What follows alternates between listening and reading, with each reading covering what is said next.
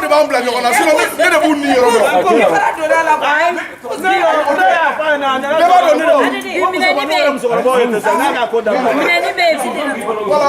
dɔn ne don.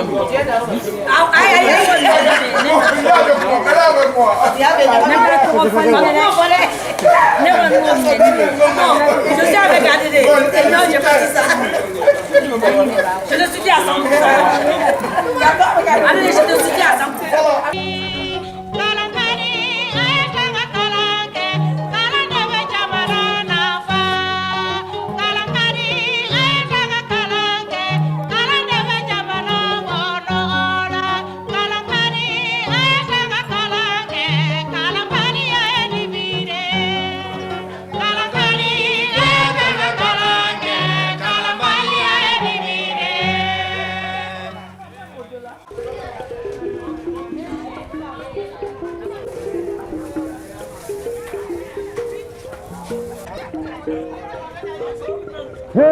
Kalande aloma di dia sigile muna jangane kalande va kalamba di de ni sa mami makalan we pride kalan sababe dunia kono kalan folo. Bonjour tout le monde. Anshira yɛrɛ la ala k'an tile yɛrɛ la sɔgɔmada an bɛ ɔkɔliso tile kɔnɔ an bɛ kali ka kariti an bɛ n'o de diliw daminɛ donc président bɛna daminɛ ka ni grand frère ka yamaruya ye voilà donc Issa Sissouma kariti numéro 1 bɛna da ale ma donc Issa Sissouma.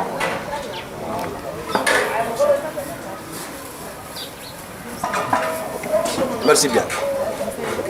Donc numéro 2 o ye Guyata ye ale b'o minɛ quoi. Ok, numéro 3 o ye président yɛrɛ ye.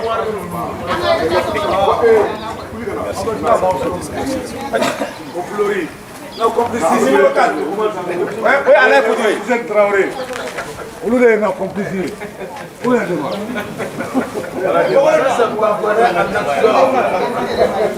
Alain bɔra ye. Ok, numéro 5 Lamine Koyita e ka na Lamine ta.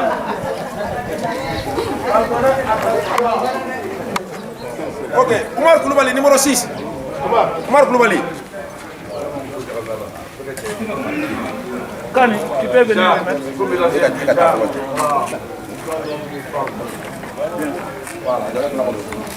Il faut pas aller là, ni on le fera pas toi tu vois.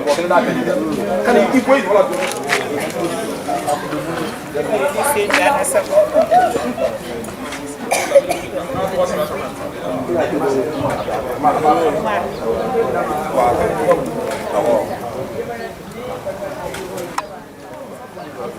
Ok. Numéro 7, Ibrahim Keita, trésorier. Il faut que Arjo Tamne.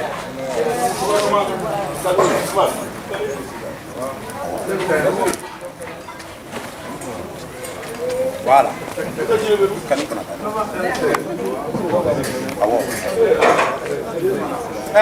Mamadou Keita. Ah oui, Mamadou Keita, numéro 8.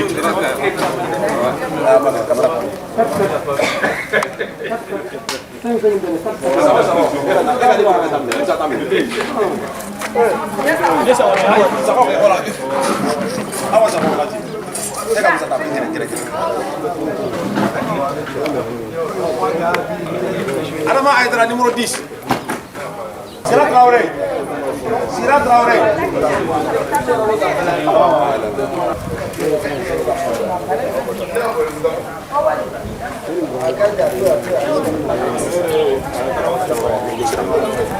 Sira ta jira yɔrɔ. Ok, Dramane Konaté. Jɔn bɛ Dramane minɛ? Madame Nimaga. Madame Nimaga. I jɔ kamera k'i ye sa. Kamera de bɛ n'i bɔ. Kamera na de. Iya nya ko sabe. Donc c'est bon. Merci. Photo d'amener. T'es là de l'Odi. Fakora est là. Djibril Traoré.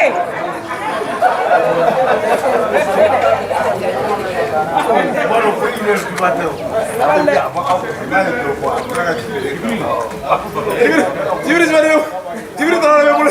Voilà. Ko i ma noir di yan bi o. Awa Djibril i ma noir di yan o de y'a to n ye Bokara Traoré bɔ. Faut rectifier la carte. Ayi carte ma sɛbɛn sa. A ma sɛbɛn. Ayi na i ka carte de bila de mais i yɛrɛ de b'a sɛbɛn sa bɛɛ b'i tɔgɔ sɛbɛn pour que i yɛrɛ kana kɛ.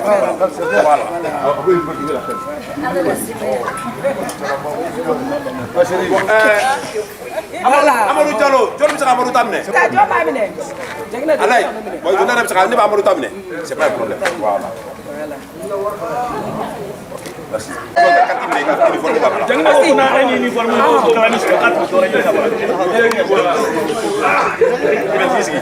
Adama Soro.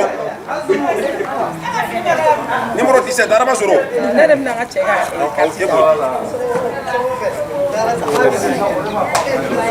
Ok, Madame Koulibaly.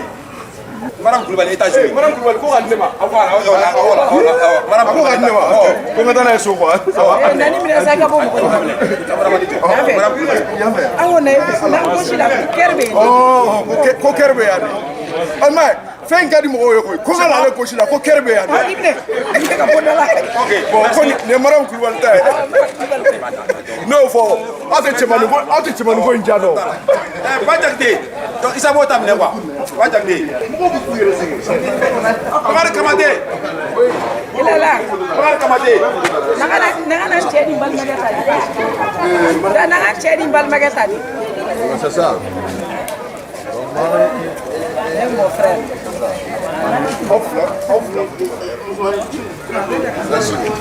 Ayi Bakari Kamate ta jira.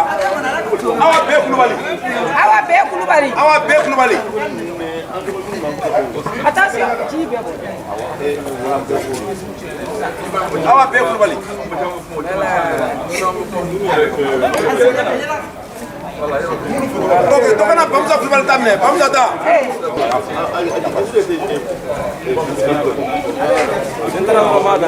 Voilà, Bamza ta kana. Fama sama kasi yɛrɛ ta don. Président t'o d'ale ma ye. Kelen di yan ko di. Voilà, vas-y. Ne bɛ yɛrɛ ta di. Voilà. C'est bon.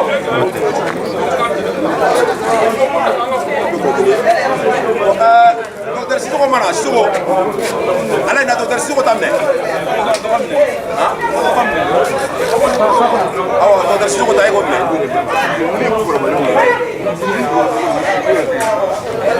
c'est bon ala ita minɛ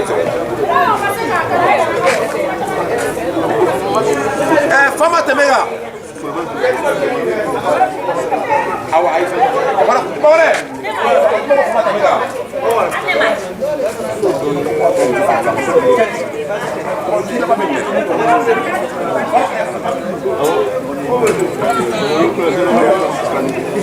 Fama tɛmɛ ka taa di. Ok, merci. Et Bakari Sogoba.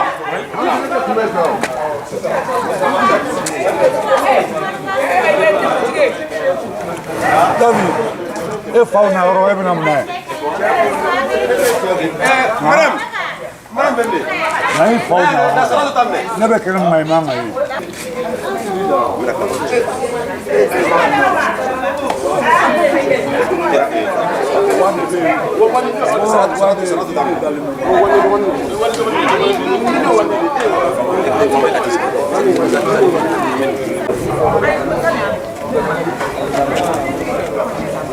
C'est bon? Ok. Djenaba Traoré. Merci. Ok, Salamata Cissé. Occupé le doyen à Yewole. Occupation t'a la. Soma Diabaté. Soma na. Voilà, on est qu'à 4 minutes. On est prêt? Ok. Voilà, c'est bon? Ok, maintenant.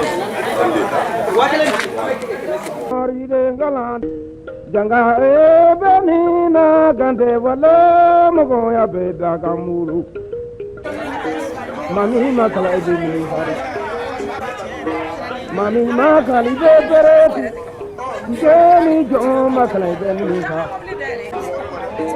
janga kana ejenna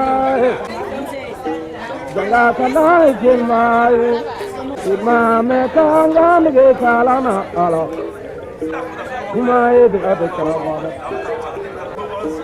dabanga na numba fae sere mali de nebe sigi imba fae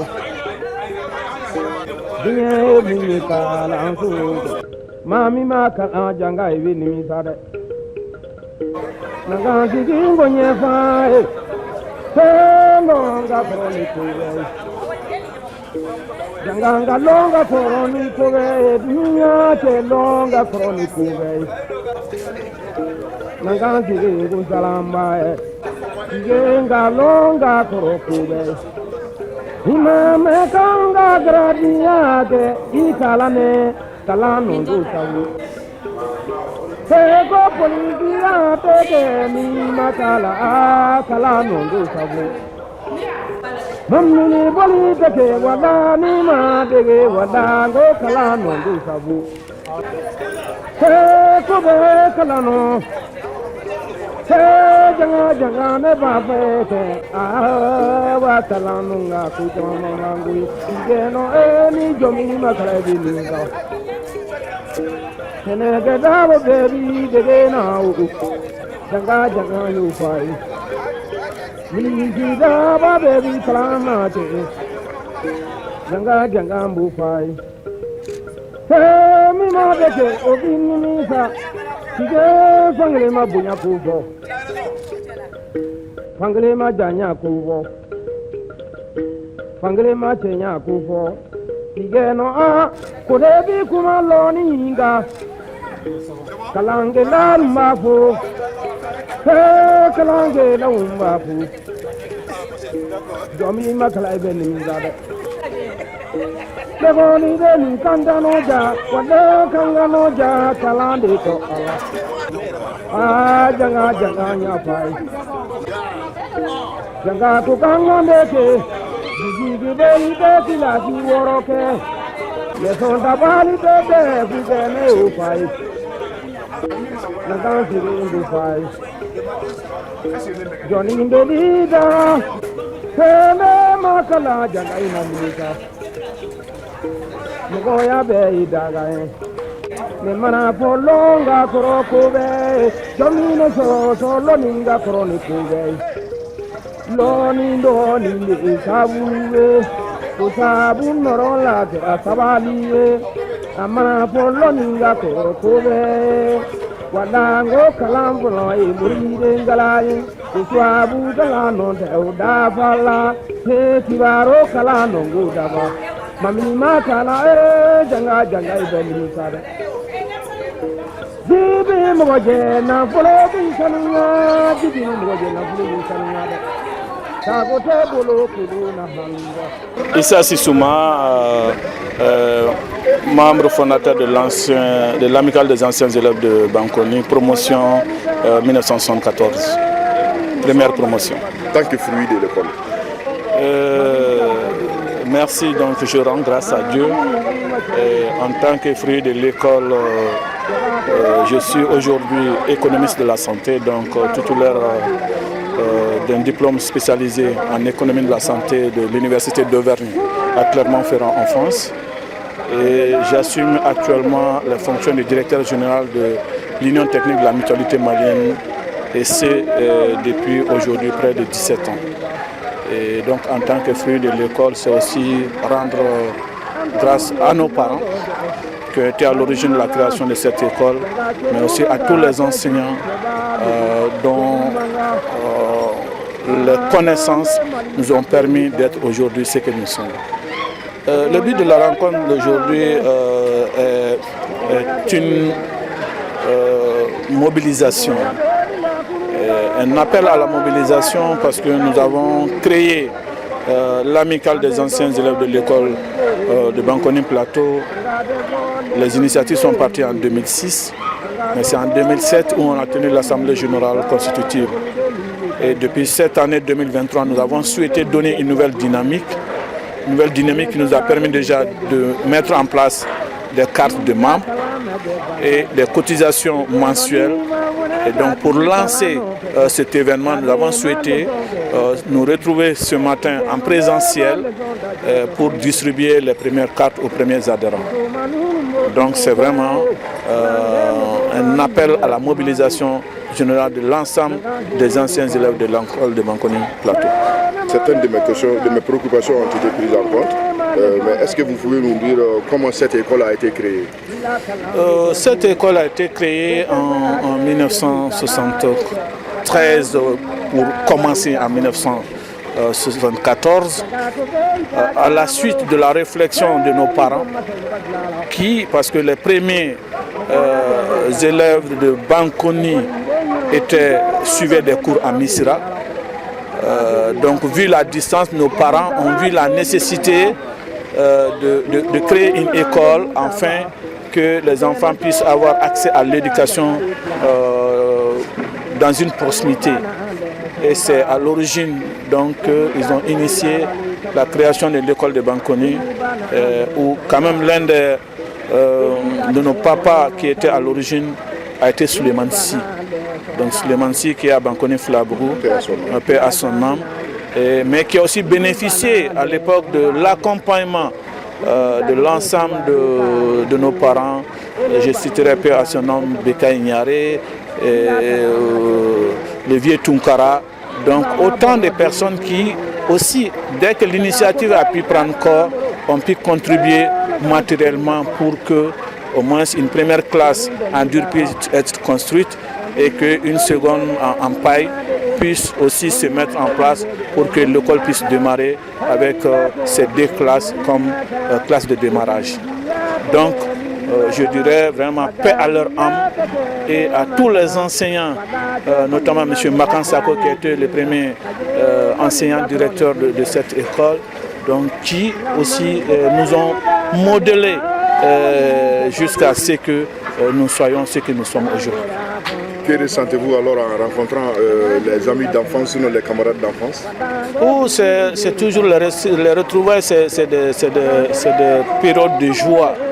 Et je me rappelle quand à l'origine j'ai pensé à l'idée de l'amicale parce que je me suis dit en tant qu'aîné, il était certainement de notre devoir de regrouper nos cadets de toutes les générations. Et un jour, j'ai invité les cadets que je connaissais à la maison un dimanche pour qu'on déjeune ensemble et partager l'idée de la création de l'amicale. Et à la suite de ce déjeuner, l'idée a été partagée et a eu l'adhésion de tout le monde. Et séance tenant, nous avons mis en place une commission de travail pour travailler sur le projet de statut et règlement intérieur.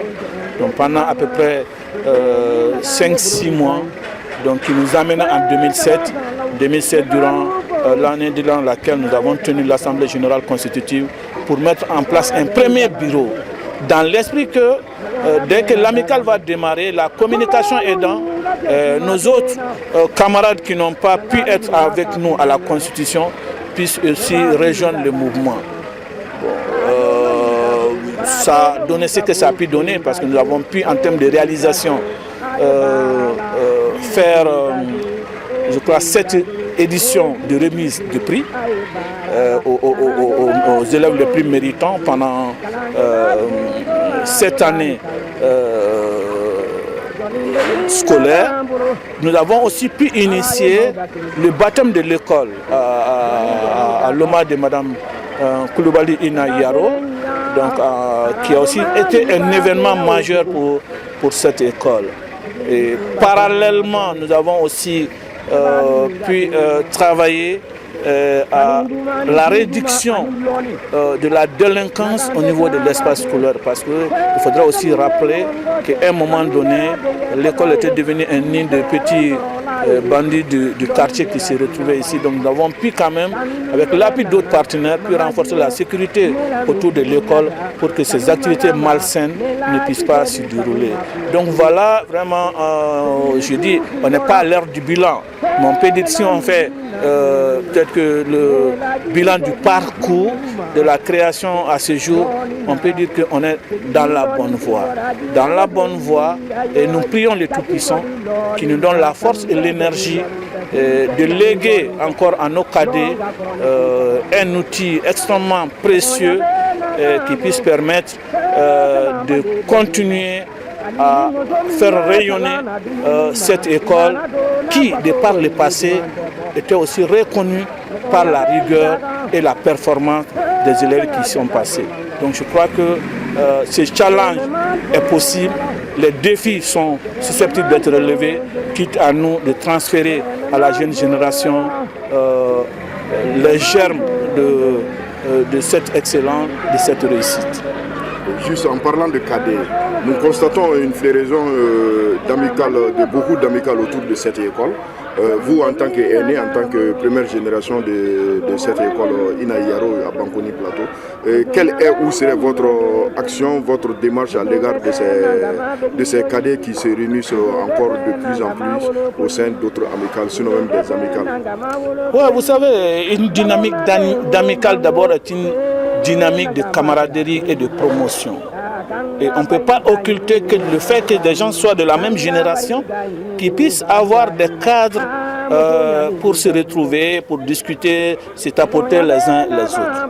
Mais je crois qu'en initiant l'amicale des anciens élèves, nous n'avons pas été dans une dynamique de discrimination.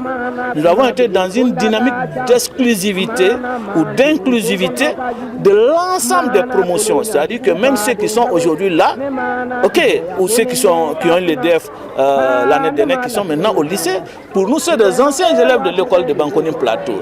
Et les portes leur sont ouvertes. Mais cela n'empêche pas qu'au sein de ce groupe global, qui est des groupes encore de camaraderie, qui puissent aussi se dire d'autres choses entre eux, qui ne peuvent pas se dire en présence de leurs grands frères. Donc je crois qu'il y a cette dimension qui rentre un peu dans nos aspects culturels de la chose. C'est vrai que les jeunes frères et les grands frères, chacun a des espaces peut-être qu'il faut sauvegarder. Même si on se regroupe ensemble, vous allez trouver que en termes de dynamique de groupe, ceux qui sont de la même promotion, ceux qui ont fait 9 ans ensemble, n'ont pas les mêmes dynamiques de groupe que ceux qui n'ont fait que 1 an ou 2 ans ensemble. Donc, vous voyez, donc cette dynamique, le fait qu'il y ait cette multiplicité est logique. Maintenant, comment on met en œuvre des synergies pour réussir le challenge? Parce que je dis une chose, si nous tous, nous voulons que l'école soit reconnu comme le fleuron que nous souhaitons, si c'est ça l'objectif, promouvoir l'école dans toutes ses dimensions, je crois qu'il n'y a pas de raison qu'il y ait des divergences. On doit être convergent face à cet objectif. Mais derrière, il y a d'autres choses qui peuvent arriver pour lesquelles des dynamiques plus restreintes sont possibles. Mais je crois que si chaque promotion a comme souci une redevabilité à l'école, donc s'investir pour que l'école puisse être ce que nous souhaitons, je crois qu'il n'y a pas de raison que nous ne nous entendons pas, il n'y a pas de raison que nous ne nous donnons pas la main. Si on ne se donne pas la main, c'est que peut-être que certains ont d'autres objectifs qui ne sont pas l'objectif de promouvoir l'école. Et je crois que ça a été notre leitmotiv depuis le début, en disant que ce n'est pas une question politique, ce n'est pas une question religieuse. C'est une question d'abord de promotion de camaraderie d'un espace qui nous a rendu à un moment donné des choses. Et aujourd'hui, on doit être dans cette dynamique de lui retourner en partie ce qui nous a été l'opportunité d'acquérir. Donc je crois que si on est tous dans cette dynamique-là, il n'y a pas de raison, que face aux défis communs que nous ayons en rang dispersé. On doit serrer nos rangs pour réussir les défis. Donc vraiment, j'invite tous les cadets qui sont dans d'autres groupes d'amicales de promotion, et afin que cette amicale qui est plus englobante, qu'on puisse se retrouver et avoir des projets en commun. Cela n'empêche pas que les gens qui affectent des opportunités puissent avoir d'autres cadres pour contribuer. Mais je crois que pour nous, l'amicale est fédératrice de l'ensemble des promotions de l'école. C'était ça notre objectif depuis le tout début et je crois qu'on ne voudrait pas en dévier.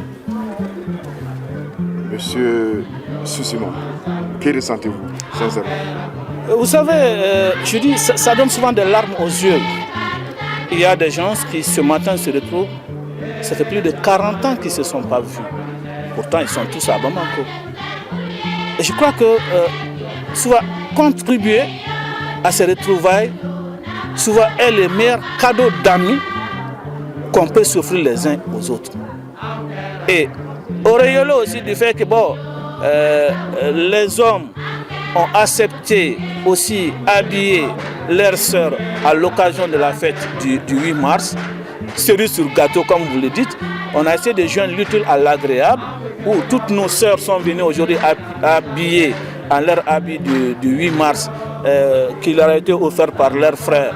Donc je crois que c'est aussi, ça fait chaud au cœur. Vous savez, de tels événements, je dis souvent, on ne mesure pas en temps réel tout ce que ça signifie. Et peut-être que dans 10-15 ans, quand nos enfants, quand nous-mêmes nous voyons ces images, si Dieu nous donne encore longue vie, vous voyez, c'est des choses qui rappellent de très bons moments de la vie. Et encore, on rend grâce à Dieu pour ça. Et c'est pour cette raison que je lance encore un appel. Par rapport aux perspectives, les remises de prix vont continuer. Peut-être qu'on a manqué un break depuis pratiquement 2018. On va relancer ça à la faveur de la relance de l'amicale. On va préparer les cinquantenaires de l'école qui aura lieu en 2024. Donc c'est d'inviter toutes les femmes, tous les hommes, anciens élèves, sympathisants, nos épouses, les maris de nos sœurs qui ont été ici, à nous accompagner. Chacun a son apport et nous avons besoin de l'apport de chacun parce que nous voulons que aussi cet événement-là soit aussi un événement mémorable. D'autres idées qui n'ont pas été prises en compte? Je crois que si on continue, on va faire toute la journée. Mais c'est aussi vous remercier particulièrement pour aussi l'accompagnement et l'animation qui est faite de cette amicale. Vous savez, je crois que souvent quand on écoute tous les messages qui sont aujourd'hui mis sur le groupe, ça nous rappelle de très bons moments. Et je crois que nous devons travailler afin que cela ne disparaisse pas. Nous devons travailler afin que les habitudes, les bonnes habitudes qui nous ont été inculquées, on puisse les transférer. Et je crois que le moment est plus que jamais indiqué pour qu'on aille à ça. Donc c'est vraiment l'invitation à tout le monde qu'on se donne la main parce que c'est ensemble qu'on pourra réussir. C'est ensemble qu'on pourra réussir, c'est ensemble qu'on pourra aller de l'avant.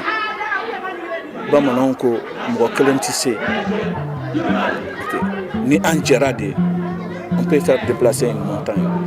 Et quand vous regardez l'école de Bankouni, tous ceux qui sont passés ici, je dis aujourd'hui, si on se donne la main, je ne dirais pas qu'il n'y aura pas d'obstacles, mais je pense que la plupart des obstacles, Dieu nous donnera la force et l'énergie de les transcender et d'avancer. Merci. An ye tɔn dɔ sigi ekɔliso in na bɔn an ni ekɔliden wɔɔrɔ ka tɔn o président de ye ne ye donc ne ye n ka kalan kɛ ekɔliso in na yan fo ka taa bɔ ka defu bɛɛ kɛ ekɔliso in na yan ka sɔrɔ ka taa esika kɛ ka bɔ o la ka kɛ technicien frigoriste. Technicien frigoriste. Jɛrɛ min filɛ aw bolo nin ye bi aw bɛ yan mun de la. Ok, jɛrɛ min an ye ɲɔgɔn sɔrɔ ekɔliso la sɔgɔmada na min na. Amicale in tɔgɔ la an ye carte d'adhésion de dilan o carte d'adhésion mɔgɔw y'o ta donc yasa ka se ka na bɛɛ ta di i ma bolo ni bolo an ka se ka ɲɔgɔn ye an minnu fana famana ɲɔgɔn ma an jɛrɛkun o ye sɔgɔmada na ekɔliso la o carte di de ka hukumu kɔnɔna don. I da sera amicale ko kuma ma lakɔliden kɔrɔw ka tɔn lakɔliden kɔrɔw ka nin tɔn a laɲini ye mun ye? Ok, ekɔliden kɔrɔw ka tɔn in laɲini ye min ye ekɔliso in ka ɲɛta parce que an kalanna ekɔliso in na a bɛ i n'a fɔ ekɔliso in ye fɛn dɔ di anw ma mais bi an fana kɛra faamaw ye an bɛ administration kɔnɔ an ye directeurs ye an ye docteurs ye dɔw ye chauffeurs ye bolola baarakɛlaw maintenant anw fana bɛ se ka mun kɛ ekɔliso ye bi tɔn in ka laɲini o ye. A ye ko dɔw kɛ min bɛ se ka lakali walima min bɛ se ka yira wa? Ok, an ye fɛn caman kɛ ekɔliso in na parce que amicale in yɛrɛ créera depuis 2007 san o san ekɔliden kilasi kɔnɔ mɔgɔ saba fɔlɔw donc n'i y'a fara ɲɔgɔn kan san o san a bɛ prix 100 ani kɔbɔ a bɛ prix 100 ni kɔbɔ an b'o di ekɔliso in na yan nɔ ekɔliden minnu les 3 premiers de chaque classe donc an ye san 9 kɛ o la an b'a la k'o di olu ma a cérémonie kelen na musaka bɛ t'i jɔ 100 ni 180 ɲɔgɔn na. 120 ɲɔgɔn na an bɛ se ka min kɛ san o san ɔkɔlidenw ye kaye la bigi la ani crayon papier ani ardoise an bɛ minnu di les 3 premiers ma a prix bɛ di mɔgɔ minnu ma yɛrɛ fana a dɔgɔyalenba ye mɔgɔ 120 ye. lakɔliso yɛrɛ a ɲɛ b'a la ko a tɔgɔ dara wali o de ye aw ka baara dɔ ye wa tari o tɔgɔda in ye mɔgɔ wɛrɛ de ka baara ye. Amicale des anciens élèves de l'école de Bangoni Plateau a bureau sigilen a ɲinina k'an ka ɔkɔliso in tɔgɔ da donc ɔkɔliso in tɔgɔ da o ye bureau ka baara an y'o baara kɛ administration kɔnɔ ka na ɔkɔliso in tɔgɔ da madame Kulibali Ina Yaro la. n'o tɛmɛna ka bɔ ani mɛtiriw cɛ o bɛ cogo di i n'a fɔ lakɔliso kalanbagaw ni directeur an n'olu cɛ bɛ cogo. bon ani ɔkɔliso baarakɛlaw cɛ ani ɔkɔlidenw baasi foyi t'an ni ɲɔgɔn cɛ u ka an tɛ foyi kɛ n'an mana bonya da o kɔrɔ n'an nana fana u b'an minɛ u b'an bɛrɛ baasi foyi t'an n'u cɛ an bɛ baara o baara fana kɛ an n'u b'a bɛɛ kɛ ɲɔgɔn fɛ an b'u foli an bɛ profiter ka nin numéro in na ka n ka foli lase u bɛɛ lajɛlen ma. e bɛ se ka anw hakili jigin lakɔli directeur fɔlɔ ani mɛtiri fɔlɔ damadamanin na. bon n bɛ se ka hakili jigin min ko la lakɔli directeur fɔlɔ ala ma hinɛ n'a la o tun tɔgɔ de ye ko Magan Sako n bɛ segin a kan ala ma hinɛ n'a la Magan Sako ale de kɛra lakɔli directeur fɔlɔ ye. mɛtiri fɔlɔ dɔw bɛ yen nɔ k'an bɛ se ka minnu fɔ madame Yatara b'o la madame Ina Kulibali b'o la monsieur Kulibali Siriki Kulibali olu b'o la an bɛ se ka damadɔni fɔ o la teliya la tele b'a ka bolo ma n bɛ se ka nin mɔgɔ damadɔ tɔgɔ fɔ.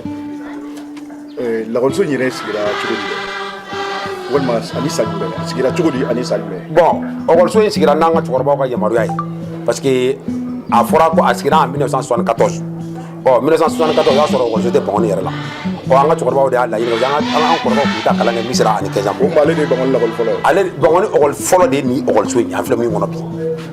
école Ina Yaro in ale de ye Bangoni ɔkɔliso fɔlɔ ye a créera en 1974 n'an ka cɛkɔrɔbaw ka yamaruya n'u ka cɛsiri an b'a ka foli b'u ye bi. i n'a fɔ cɛkɔrɔba jumɛn e bɛ se ka 1 ni 2 3 tɔgɔ fɔ an ye. bon Manisi b'o la Manisi o y'a belebele kɛ an bɛ se ka Manisi fo o la o y'a belebele ye. ni dugutigi fana tɛ. a tɛ fɔ ni dugutigi tɛ an bɛ se ka an yɛrɛ ka cɛkɔrɔba dɔ fana b'o la o ye Garako Kojo ye an bɛ se k'o fana tɔgɔ fɔ ka fara kan amin arabi ala amin. ayiwa ɲɛ b'a la mɔgɔ minnu nunkɔrɔla ka magan bi e b'o la i bɛ se ka dɔɔni fɔ i ka nunkɔrɔla magaya. non nisɔndiya da ni kɔ kɔfɛ. n'i ko nisɔnbagatɔ ma k'a ka daji kɛ ko k'a da kɛ ka fiɲɛ fɛ n'a daji m'a fa k'a nunji b'a fa n ye ɔkɔlidenw wele u nana ka na n ka wele jaabi o y'a bonya fɔlɔ ye o diyara n ye kojugu ɔkɔlidenw fana kɛlen bɛ k'u nin d'a kan Bangoni ɔkɔliso in a bɛ ɲɛtaa bɛ sɔrɔ ni kilisi o kilisi ni fɛɛrɛ o fɛɛrɛ ye an bɛ fɛ k'o fɛɛrɛ tigɛ mɔgɔw bɔra jama bɔra bi ka na n ka wele jaabi o nisɔndiya de bɛ n kan kosɛbɛ bi. baara kura jumɛn bolo dalen b'aw bolo. baara kura min bolo dalen b'an bolo ɲinan an ka prix min n'an b'o kɛ kɔrɔlen ɔkɔlida o bɛ kɛ ɲinan ni ala ma basi wɛrɛ ma kan na 2024 Bangoni ɔkɔliso bɛ san 50 sɔrɔ a 50e anniversaire an bɛ k'o fêter k'o diya ni ala ni kɛra jamana ye an bɛ dɛmɛ ɲini bɛɛ lajɛlen fɛ an b'a ɲini Bangoni ɔkɔliden kɔrɔ bɛɛ fɛ a mɛtiriw n'a directeur kɔrɔw n'ala y'an si jɔ ka 2024 ma kɔnɔ donc an bɛna se bɛɛ ma an ka jɛ ka Bangoni ɔkɔliso san 50 fêter kɛ ɲɔgɔn fɛ inchallah.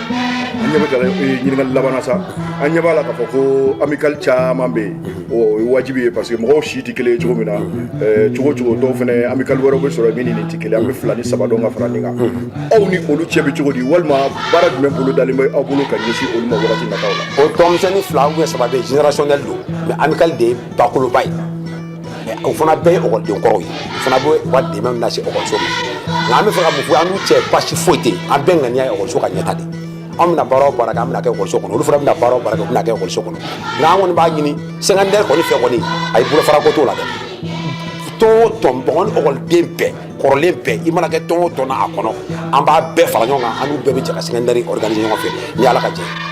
Ala k'o jira la. Amina rabi Allah. C'est parti pour la cinquantenaire de l'école Ina Yaro. Bangoni plateau la yan. Bɛɛ k'i labɛn dɛ. 2024. A ka bolo don a poche kɔnɔ a ka wari bɔ k'u di a n'a ka dɛmɛ wɛrɛ a bɛ se ka mun lase an ma. Ala k'o jira la. Amina rabi Allah. E ye jɔn ye? Ne ye Soma Jabate ye. Bangoni école kɔrɔ dɔ ye ne ye. N ye kalan kɛ yan nɔ Bangoni ɔkɔliso la waati jan. Ne sigilen don sisan Fajigila. Je baara kɛ CMDT là actuellement. Comme quoi? Je suis mécanicien grainaire là-bas, à l'usine de Bamako. I bɛ yan bi mun de la? Bon n bɛ yan nɔ école de nkɔrɔw ka ɲɔgɔn ye hukumu kɔnɔna de la. ka da kan Bangoni école kɔrɔ ni tɔn dɔ sigi yɛrɛ dɔn tɔn fɛn fɛn tɛmɛna Bangoni école kɔnɔna fɛ an ka ɲɔgɔn sɔrɔ an ka hakilina di ɲɔgɔn ma Bangoni école bɛ taa bolo min kan taacogo ɲuman na an ka jɛ k'o kɛ ɲɔgɔn fɛ ka na nisɔndiya yira an bɛ o kelen de kan bi. E b'a la a bɛ sa joli bon tɔn in sigira kabi 2007 nka mɛ ne yɛrɛ ka n yɛrɛ sɔrɔ tɔn in kɔnɔ ala ni adama sɔrɔ sababu sisan o kɛra ɲinan yɛrɛ san kɔnɔna na a ye fɛn caman fɔ n ye tɔn in kan a taabolo in ja o y'a to n gɛrɛ la ne ni ɲɔgɔnnaw n bɛ ala deli fɛnɛ olu fɛnɛ ka gɛrɛ ka na fara an kan an ka jɛ ka baara kɛ. cikan jumɛn de bɛ e bolo ka ɲɛsin lakɔliden kɔrɔw ma.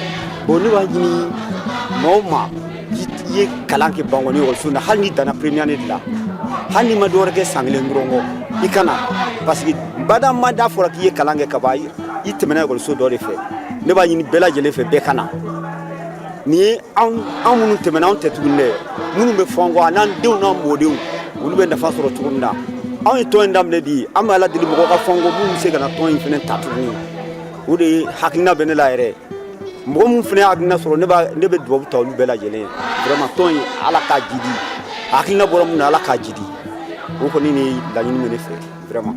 Jabatikɛ i ye na bɔ bɛ maa nisɔndiyalen fɛ bi minnu nana ni o ye. vraiment nisɔndiyalen don kojugu ne nisɔndiyalen don ni i famana mɔgɔ minnu na n'i y'o ye i bɛ nisɔndiya ne ni mɔgɔw ye ɲɔgɔn dɔn bi yan ne n'a dɔw cɛ a bɛ san 20 bɔ o nisɔndiya bɛ na et puis wele bilara bɛɛ ma mɔgɔw bɔra cogo min na fɛnɛ o ye ne nisɔndiya ne yɛrɛ y'an balimamuso ninnu ye u ka tobili bila ka fɛn bɛɛ kɛ ka na fara an kan vraiment o ye ne nisɔndiya vraiment nisɔndiya ni ko n b'a fɔ n tɛ se k'a fɔ ka s'a dan na vraiment n da tɛ se ka s'a bɛɛ ma. I da sera an balimamusow ma ne ɲɛ b'a la 8 mars fini bɛ u kana 8 mars dun tɛmɛna bi ye 10 wa 11 mars nka k'a kɛ i n'a fɔ uniforme 8 mars b'u kana wa bɛɛ fini suguya kelen ne ma faamuyali sɔrɔ o de la. tubarikala bamananw ko ten ko bɛɛ wuli kuma i ka sɔgɔmada ye i y'a faamuya 8 mars b'anw ka muso an balimamuso ninnu kana bi dɔwɛrɛ tɛ tɔndenw de y'a ŋaniya k'u habiller ka 8 mars san ka d'u ma u k'a don ka na an kana an ka nin ɲɔgɔn ye in kɛnɛ kan ka na nisɔndiya donc 8 mars a tɔgɔ bɔra 8 mars mais n'i y'a i ka ɲɛnajɛ kɛ dogo don 8 mars an y'an ta bila bi de la bi anw ka musow ka 8 mars o de nisɔndiya b'an na o de kama u habillelen don 8 mars la bi. aw yɛrɛ de y'a san. anw yɛrɛ de y'a san cɛw k'an balimamusow dɛmɛ n'a ye vraiment. ne ba i ni sɔgɔma. ayi sera kɛrɛ basi t'aw la ala kana fɛn k'a la e tɔgɔ.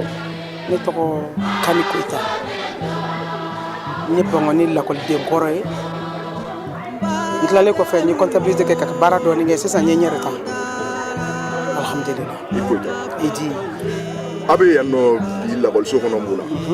mun de y'aw an fara. bɛ yan bi ɲɔgɔn ɲɛ la an famana ɲɛmaaw ko k'an ka na k'u bɛ fɛ ka ko dɔw dasigi ɲɔgɔn kan u ye ganga gosi an ma k'an ka na k'u bɛna baara dɔw sigi ɲɔgɔn kan ani minnu famana ɲɔgɔn ma ni minnu ma ɲɔgɔn ye olu fana ka ɲɔgɔn ye donc ko caman bɛ bi réunion kɔnɔ inchallah. ɲɛma mun ɲɛma de don. mun ɲɛma de y'aw wele. tɔn in ɲɛmaaw parce que ko mana kɛ cogo o cogo ɲɛmaa b'a la groupe in ɲɛmaaw fɛn mana kɛ cogo o cogo ɲɛmaa b'a la dɔ de bɛ bila an ɲɛfɛ ka ko dɔ daminɛ ni min y'a daminɛ ne ɲɛ kɔni o ye ne ka ɲɛmaa ye ni e donna ne ɲɛ e ye ne ka ɲɛmaa ye o ye ne ka taacogo ainsi de suite donc duba maa bɛɛ ye ne ka ɲɛmaa ye sabu ne donna kɔsa fɛ.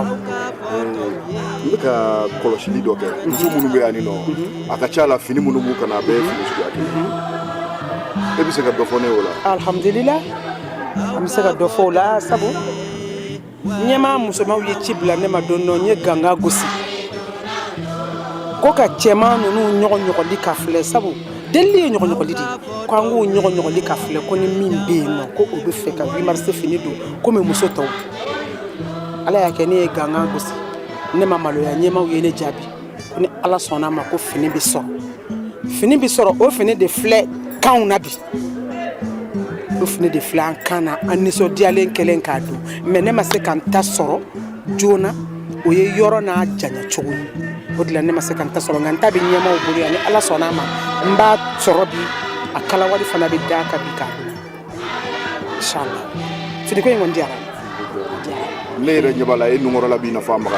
nisɔndiya kɔ n'i ko nisɔndiya batɔ ka tasuma faga ni nunji m'a faga dɔrɔn daji b'a faga an kɔntannen don ne yɛrɛ ni dɔw fagana a bɛ san 40 bɔ ni dɔw fagana a bɛ san 30 kɔ bɔ n yɛrɛ bɛ dɔw ɲininka de e ye n fili i tɔgɔ ma de i tɔgɔ falen parce que ni min ma kilasi kɛ o tɔgɔ bɛ b'i kɔnɔ dɔɔnin mais a nisɔndiyalen don dɛ a nisɔndiyalen don bi dɛ vraiment a nisɔndiyalen don bi nin retrouvailles an bɛ dugawu de kɛ ala ka kɛ hɛrɛ ye fɛn bɛɛ bɛ nin retrouvailles kɔnɔ fɛn bɛɛ b'a kɔnɔ fɛn bɛɛ bɛ nin retrouvailles kɔnɔ an bɛ se ka fɛn bɛɛ kɛ ɲɔgɔn ye sisan anw de bɛ ɲɔgɔn ni hɛrɛ tana kɛ ɲɔgɔn fɛ sisan sabu an ye ɲɔgɔn ye ne ni mɔgɔ ye ɲɔgɔn ye dɔrɔn a banna balimaya nana sinjiya nana aw de ye kelen donc alhamdulillah ni retrouvailles kɔni ne ma dan don a la ala de b'a dan dɔn ne ma dan don a la an bɛ ala deli an ɲɛ ninnu ala kana an fama ɲɔgɔn ma ala kana an ɲɛ ninnu fama ɲɔgɔn ma fiye fiye n tɛ dan tɛ bi taa i la dɛ ne bɛ sɔn ka tileya bi o ne bɛ tileya fɔ wula ne tɛ taa so bi ne tɛ taa dɛ ne bɛ fɛ ka n denkɛ ɲininkali dɔ k'e la ne y'a kɔlɔsi décembre ni sisan cɛ ni y'aw ka ɲɔgɔn ye siɲɛ a bɛ siɲɛ dama dama bɔ kosɛbɛ dalu jumɛn de b'aw bolo aw ka tɔn in dalu min bɛ yen lɛ nin dɔrɔn ɲɛmaw u bɛ baara de la ɲɛma ninnu bɛ baara de la u cɛsirilen don u bɛ baara de la u bɛ fɛ n'u ye baara min kɛ u b'an wele ka compte rendu ka ɲɛ ɲɛma ninnu bɛ baara de la u cɛsirilen don u tɛ sunɔgɔ dɛ u ma sunɔgɔ fiyewu donc n'u ye min kɛ a ye na an ka nin ɲɛfɔ ɲɔgɔn ye anw ye nin idée sɔrɔ a ye na an ka nin ɲɛfɔ n'a bɛ bɛn walima n'a tɛ bɛn donc an wele ko ka ca dɛ ɲɛma ninnu bɛ baara de la donc n'i ye baara kɛ diyagoya i b'a fɔ i ka dudenw ye ayiwa n ye nin baara de kɛ na n'a ɲɛfɔ o de la an ka réunion ka ca an ka ɲɔgɔnw ka ca o de ye o bɛ baara de la dɛ sinon an tɛna tulon na yan an tɛna yɛlɛla yan an tɛna dɔn na yan o bɛɛ bɛ se ka bɔ a kɔnɔ nka ɲɛmaw bɛna compte rendu de k'an ye an ye baara min kɛ nin don donc anw yɛrɛ bɛ nisɔndiya an ka so donc o kɔni y'an ka réunion kun caman caman inchallah kɔni an b'i yɛrɛ fo o diyara n ye i ka merci i jara belebeleba a diyara n ye a mɛna yarabi ko n bɛ bɛɛ fo minnu bɛ extérieur la n b'u fo minnu bɛ jamana kɔnɔ n b'u fo ala ka sɔn ka anw de ɲɛ mɛn ɲɔgɔn na dɛ ala kana fɛn k'an na dɛ ala k'an to kulu la ala k'an to kulu la ala k'an to kulu la ala k'an hinɛ don ɲɔgɔn na ala k'an hinɛ don ɲɔgɔn na ala k'an kanu don ɲɔgɔn na hali maa den n'a mi kanu a t'i nafa o tuma ala k'an kanu don ɲɔgɔn na an bɛ ka ɲɔgɔn nafa yan de o fɛn bɛɛ bɛ sɔrɔ yan de an bɛ ɲɔgɔn denw don baara la yan an bɛ ɲɔgɔn balimadenw don baara la yan fɛn bɛɛ bɛ sɔrɔ nin na inchallah n dalen don o la i ko ala ka marifa hakɛto b'a ka sa de la ne bɔra kuma ne ye Fatou Dambele ye l'ancienne élève de l'école de Bankoni. Donc bɛ foli di groupe mɔgɔw bɛɛ lajɛlen ma an ka bi rencontre a diyara n ye a bɛnna ma ni y'an ka 8 mars fête ye an b'an ka cɛbaw fo olu minnu ni fini san ka initiative sɔrɔ ka fini san ka habiller ka na fête kɛ an bɛ dugawu kɛ ala ka groupe in ala k'a sinsin ala k'a banba si ni kɛnɛya ala ka di groupe in ma an jɛra ala ma jɛ don an bɛ dugawu de kɛ cɛba ninnu ala ka gɛrisigɛ ɲuman d'u ma an bɛɛ lajɛlen si ni kɛnɛya ani kolabanko ɲuman ala k'a d'an ma ala k'a mɛn ka 8 mars in fête an ka ne ka dugawu y'o ye sani ka o dugawu kɔfɛ lakɔliko la lakɔli ye mun se e ma lakɔli ye fɛnba se ne ma ne filɛ fɛn mun na bi ala ni école sababu mun fɛ ne baara sɔrɔ a la n bɛ ka activité fɛn fɛn mene ni kalan tɛ se ka kɛ donc ne bɛ dugawu kɛ école in école mun filɛ n'a filɛ a kɔnɔ halisa ala k'a bonya ka tɛmɛ ni ka écoleden jolenw bɔ a kɔnɔ écoleden minnu ni diplôme ɲɛnamaw bɛ bɔ ka Mali servi an b'o dugawu kɛ ala ko écoleden camanba bɔ a kɔnɔ. Moi, je travaille à l'Institut d'ophtalmologie tropicale du Mali. Donc, en fait, avec un apport paquet, on peut gagner furakɛ ko la. Ala ni école so sababu parce que ni nga première année ke ni école na fo 9e ni defu sɔrɔ ni école de la parce que ka taa école wɛrɛw la donc me duwawu kɛ ala ko o ɲɔgɔnna camanba bɔ école na halisa mun bɛ Mali nafa.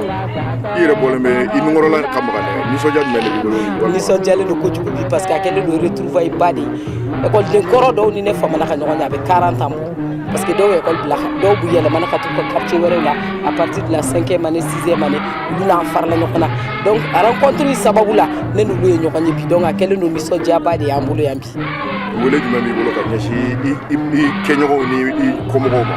ne bɛ wele mun d'u ma halisa an k'an cɛsiri biɲɛ in a ka se ka banba école in n'an bɛ se ka fɛn mun apporter a ye a ka se ka ɲɛ a ka se ka dilan ka ɲɛ mɔgɔ ɲuman ka bɔ a kɔnɔ ne b'o de ɲini bɛɛ k'i ka ceinture serré ka na n'i ka apport ye a kɛ dɛmɛ ye école ma. i ni ce i ka laseli. merci bien diyara. anw ye Bangunan kɔnɔdenkɔrɔw ye école kɔrɔ mun y'aw kɔni daminɛ fɔlɔ an b'o groupe de la. O kɔrɔ ko lakɔli dayɛlɛla ni aw de ye. awɔ ne bɛ anw de trois générations don ne b'o kɔnɔ k'a fɔ ne b'o kɔnɔ. I bɛ yɔrɔ jumɛn i bɛ Bamakɔ ta i bɛ. ayi ala ye ne sigiyɔrɔ bɛn Faransi ma awɔ.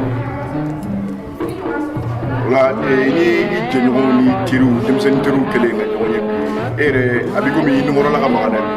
ayi ne kɔni ɲagalibagatɔ n'i ko k'a ka tasuma faga dɔrɔn n'a daji m'a faga nuji b'a faga ne content trop parce que mɔgɔ denmisɛnnin teriw o de y'i ka kabila ye o de y'i dɔnbagaw ye bon olu de b'i dɔn kosɛbɛ i mana diɲɛ dɔn cogo cogo i ni mun fɔlɔla olu de y'i dɔnbaga yɛrɛ ne ye n yɛrɛ ye groupe in kan don min na n tɛ se k'a ɲagali fɔ tellement que n content na hali ma dɔn n bɛ mun kɛ ala yɛrɛ y'a kɛ sa n nana bɛn rencontre la bi n content don fo ka tɛmɛ.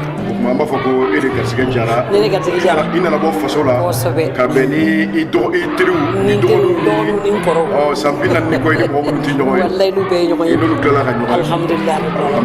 content ye ne ta ye. an bɛ i yɛrɛ fo. ka d'a kan an y'a ye k'a fɔ i bololankolon mana bɛɛ n'i ka kɛ n'i ka se don. an bɛ dugawu kɛ yarabi an ma ala ka o ɲɔgɔn fana caya. hakili jigin tɔgɔ ni jamu. Madame Haidara Aja Aminata Ba. Madame Haidara Aja Aminata Ba. Kosɛbɛ. N cɛ in baraji.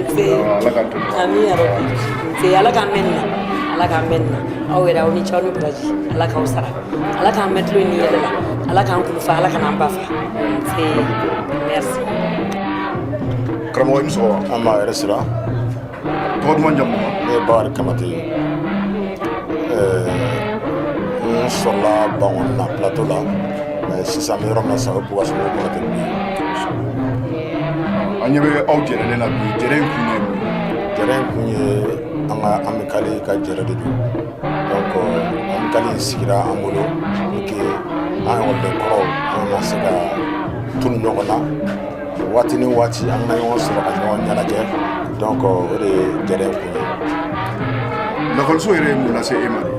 alhamdulilah n bɛ ala fo k'a barikada n'i y'a ye ne entrepreneur ye bi en BTP courant ani ji ani sojɔ c'est grâce à l'école de Bangoɲ plateau parce que bon en fait hali ni an ka kalan ma se a dan na donc an sera ka bɔ kalan la donc an sera ka an bɛ ka baara kɛ n'o ye n'o ye entrepreneuriat ye donc ne vraiment n bɛ ekɔliso in fo a karamɔgɔ b'u fo i n'a yɛrɛ kɛrɛnkɛrɛn n ka foli b'a ye quoi parce que ale mun tɔ ekɔliso la ale mun an b'a fo kosɛbɛ. an ɲɛ b'a la k'a fɔ san joli san 40 ni kɔ i ni ko kɛ ɲɔgɔn minnu famana ɲɔgɔn ma aw ye ɲɔgɔn ye o bɛ mun de lase e yɛrɛ ma. o seba de se ne ma o ɲɔgɔn se ne ma vraiment i ni mɔgɔ min dɔ ni ɲɔgɔn cɛ san 20 san 30 san 30 donc a tɛ ɲɔgɔn ye n'a fɔra a ye tɔn dɔ sigi et que a bɛ ɲɔgɔn sɔrɔ tɔn yɔrɔ o tɔn kelen la donc je pense que o ye nisɔndiya de ne bolo o ye kunnawolo ye ne bolo quoi vraiment. Kamate welekan jumɛn de b'i bolo ka lase i ko kɛ ɲɔgɔn ani i ko i nɔfɛ dɔgɔninw ma. bon alhamdulilah ne bɛ mun ɲini dɔrɔn ekɔlidenya in ye fɛnba de don parce que ne y'a ye aw bɛ ɲɔgɔn sɔrɔ ka fara ɲɔgɔn kan i b'a sɔrɔ a ye ko diya ɲɔgɔn bolo de donc ne bɛ mun ɲini mun de b'an duguma an bɛ mun ɲini o fana ka u sen na anw sen na n'o la mun b'a to Bangoɲ ekɔliso a bɛ se ka san sɔrɔ kosɛbɛ a ka ja ekɔliso tɔ Bamakɔ ekɔliso tɔw ka u ɲɛmada Bangoɲ ekɔliso ma donc ne bɛ wele min kɛ o ye an ka ɲɔgɔn minɛ hali bi an ka dɔ fara an ka kanu kan pour que an bɛ se ka fɛn caman kɛ ekɔliso in ye. merci beaucoup a diyara n ye an b'a jara.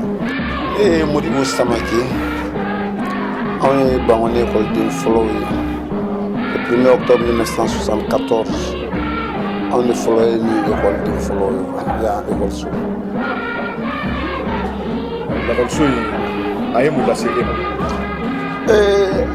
alhamdulilayi rabil alamina n'i ye n ye yan bi ekɔliso de don ekɔliso in ye fɛn lase ne ma n tɛ se ka a fɔ ka s'a dan na parce que problème social ye ne yɛrɛ ka kalan jɔ mais ekɔliso in kanu a n'an y'a daminɛ min na ne ma se ka jɛ kalan kɔ fo obligera hali n kɛlen ka baara sɔrɔ k'an yɛrɛ kalan ka diplôme sɔrɔ Dieu merci ekɔliso nafa a ye nafa min lase an ma o de y'a to an bɛ yan nɔ bi an tɛ fɛ ka jɛ ekɔliso in yɛrɛ kɔnɔ an tɛ fɛ k'a ye cogo dɔ la. diplôme i ye mun diplôme kɛ o kɔnɔ. n ye DEF sɔrɔ DEF sɔrɔlen kɔfɛ n ye CAP kɛ ka BT1 kɛ ka BT2 kɛ. Aujourd'hui je suis technicien territorial, je suis fonctionnaire à la mairie de Korofina. Dieu merci, j'ai été élu aussi dans mon village comme 3e adjoint au maire. Bon, m'a fait au bɛɛ sababu bɔra n ka sopassement la ne o ye yan école ye quoi. Nisɔndiya jumɛn de bɛ bi san 40 kɔ kɔfɛ i ni mɔgɔ kelen ka ɲɔgɔn ye? Ne mɔgɔ kelen ka ɲɔgɔn ye san 40 kɔ in kɔfɛ a bɛ komi san 40 na an tun bɛ kilasi de kɔnɔ quoi. Donc 40 kɔ in na n y'an ye récréation de la récréation na n'an donna kilasi kɔnɔ n'an bɔra récréation na an bɛ min kɛ an filɛ o de la ne bi an kelen ka ɲɔgɔn ye dɔw ta 30 ans dɔw yɛrɛ ye ɲɔgɔn ye fo ka fili ɲɔgɔn ma mɔdentigiw des papis et des mamies olu de filɛ ka na ɲɔgɔn sɔrɔ bi a nisɔndiya Amadou n'i ko k'i bɛ fɛn fɔ a la i bɛ dɔ de fɔ ka i tɔ to quoi sinon i tɛ se ka fɛn bɛɛ fɔ quoi walayi a nisɔndiyalen yɛrɛ yɛrɛ de don alhamdulilayi. Ayiwa n bɛ fɛ ka dɔn welekan min mana kɛ i bolo ka lase aw kɔdɔgɔninw ma ka da kan an ɲɛ b'a la k'a fɔ ko amicaliw caman sigilen bɛ lakɔliso in kɛrɛw fɛ donc an b'a dɔn fɛ ka dɔn ni welekan min b'a bolo ka lase o fɛnɛ ma. Tabarikala Amadou i ka o ɲininkali o diyara n ye welekan min bɛ n fɛ fɔlɔ vraiment n yɛrɛ n kan ka kuma i yɛrɛ daminɛ fɔlɔ n kan ka kuma daminɛ ni min ye n'o taara k'an to o yɛrɛ fɔlɔ n bɛ tasibila kun kɛ tasibila in tun bɛ kɛ ka da jɔn ni jɔn kan Bangoni école n'i ye Bangoni école fɔ dɔrɔn i bɛ fɔlɔ mɔgɔ dama dɔw la carré kɔnɔna bɔnnen kɔ a la an faw minnu ye initiative ta ka école min créé ala ka hinɛ Sulemani Si u b'a wele ko Mani o kɛra APE président fɔlɔ ye Garango Kujo i y'a mɛn ani Samba Jalo olu minnu tun ye Bangoni dugutigi ni école ko bɔr'o la an ka foli bɛ s'o ma Amadou o bɔlen kɔ ye école nin dayɛlɛla ni maître min ye en 74 c'est-à-dire ninnu tun tɛ kalan kɛ dɛ ninnu tun bɛ mɔgɔ dilan de kɛ quoi a tun bɛ komi k'i kunkolo dayɛlɛ ka kalan de don a kɔnɔ walayi hali minnu danna an ka première année la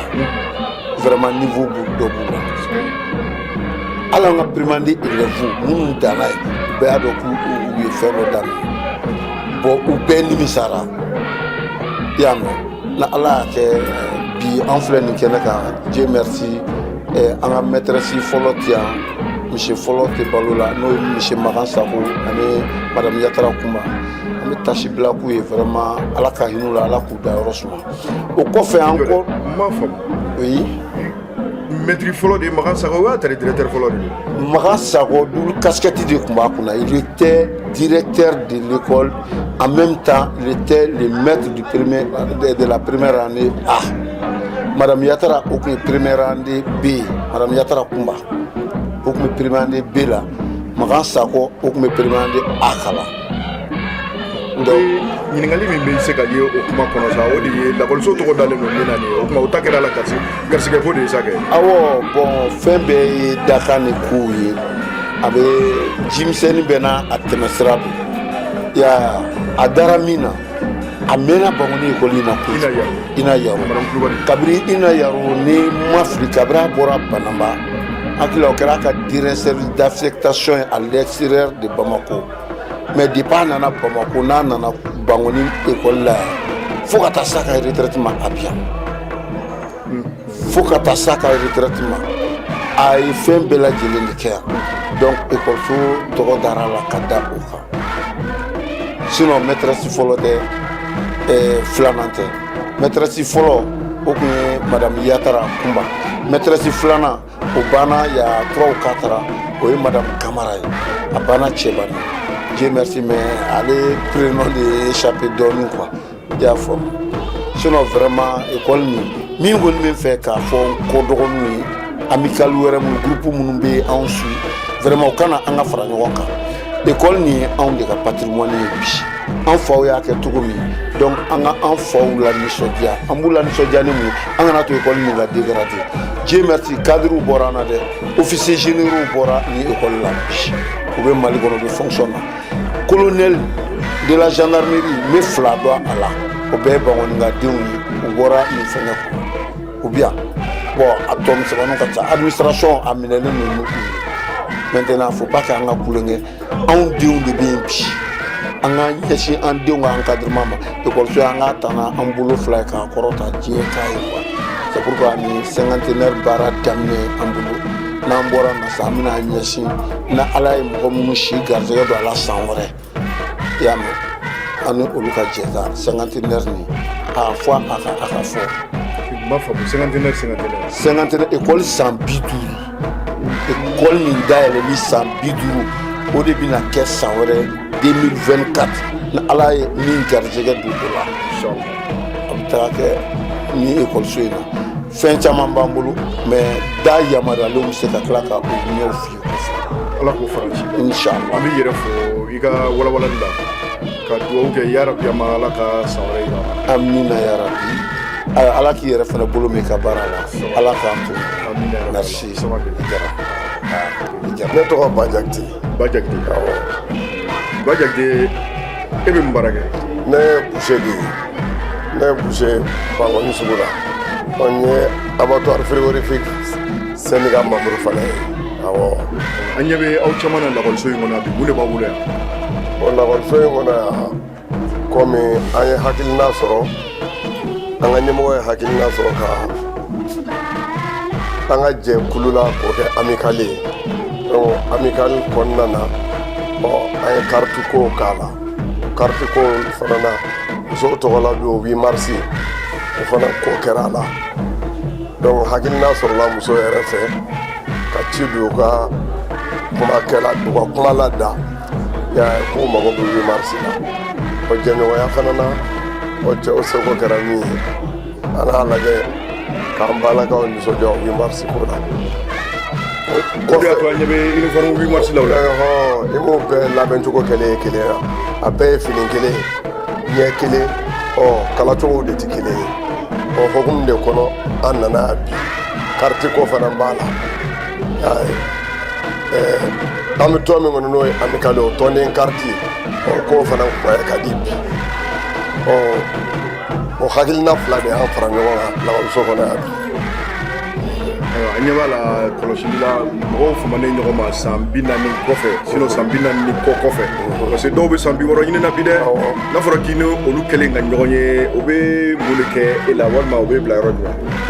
Amadu i ka o ɲininkali ɲana kojugu anw filɛ yɔrɔ min na sisan anw bɛ 60 kɔti de sanfɛ sisan anw bɛ ka 60 de ɲini bon ni ninnu famana ɲɔgɔn ma san 40 ni kɔdiya n'o yɛrɛ y'a fɔ cogo min donc a nisɔndiya dan si t'a la n'i ko nisɔndiyabagatɔ ka tasuma fiyɛ bamanan ko ten n'a daji m'a fa nun ji b'a fa an ma dan si sɔrɔ a nisɔndiya la ne yɛrɛ kɔni ma se ka na joona parce que ne tun bɛ jɛnajɛ la ne n'a sɔrɔ jama caman yɛrɛ warakara mais ne ye n balaka mun ye n'an kun famana ɲɔgɔn ma ani n yɛrɛ lakɔliden ɲɔgɔn cɛman mun ye yan n'an kun famana ɲɔgɔn ma a ye nisɔndiya kosɛbɛ a ye nisɔndiya fo ka taa fɔ awɔ. ni o tɛmɛna ka bɔ yen an ɲɛ b'a la ko Bangoni lakɔliso a sigili ni sisan cɛ lakɔliden caman tɛmɛna aw ka nin lakɔliden kɔrɔtɔn min bɛ yen nɔ a ɲɔgɔnna dɔw bɛ yen a bɛ damadamani bɔ welekan jumɛn de b'aw bolo aw minnu ye kɔrɔ ye walima aw minnu fɔlɔla ka kɛ lakɔliden fɔlɔw ye welekan jumɛn de b'aw bolo ka ɲɛsin aw dɔgɔninw ma. welekan b'an bolo ka ɲɛsin an dɔgɔninw ma k'u cɛsiri kɔrɔw y'a kɛ ka da yɔrɔ min k'u cɛsiri ka tɛmɛ yen kan u ka kɛ baarakɛla ye parce que ka d'a kan n'i kɛra lakɔliden ye kaban n'i bɛ lakɔli la n'i m'a bila baara foyi t'e ma bilen cɛsiri yɛrɛ ko ye k'i cɛsiri kalan na pour que i ka se k'i ka kalan nafa sɔrɔ don nataw la taalen ɲɛfɛ o welekan de bɛ ne bolo la ka se denmisɛnninw ma u k'u cɛsiri ka kɛ kalankɛlaw ye kɔrɔw y'a kɛ ka da yɔrɔ min olu k'u jija ka tɛmɛ u kan u kana kɛ tiɲɛnikɛla ye u ka kalan ni hakili lajɛ u ka baara kɛ ka ɲɛ. hakilina wɛrɛ t'i la ne da ma se min ma. bon hakilina tɛ bɔ Amadu n'i ye baliku kɔni ɲininka hakilina la min ye denmisɛnninw ka diɲɛnatigɛ taabolo ko ɲuman ye a hakilina tɛ ban hakilina wɛrɛw bɛ yen o ye hakilina ka ca o ye ka ɲɛda kura wɛrɛ di lakɔliso ma min tɛ nin ye o la an mago bɛ ji la lakɔliso kɔnɔ an mago bɛ kuran na an mago bɛ yirisumaw la an mago bɛ lakɔli yɛrɛ taaɲɛ la quoi n'o sera ka ɲɛ an bolo o y'an ka hakilina dɔ ye awɔ. an bɛ i yɛrɛ fɔ i ka laseli la ka ala deli ala ka ni ɲɔgɔnna caman yira an na.